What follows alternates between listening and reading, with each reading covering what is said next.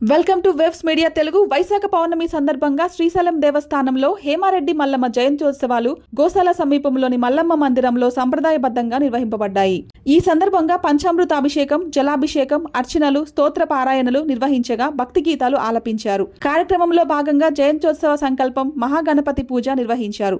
మల్లికార్జున స్వామి పరమ భక్తురాలైన మల్లమ్మ జీవిత విశేషాలను స్మరించుకున్నారు. ఈ కార్యక్రమంలో ప్రధాన అర్చకులు వీరయ్య స్వామితో పాటు అర్చకులు, సిబ్బంది పాల్గొన్నారు.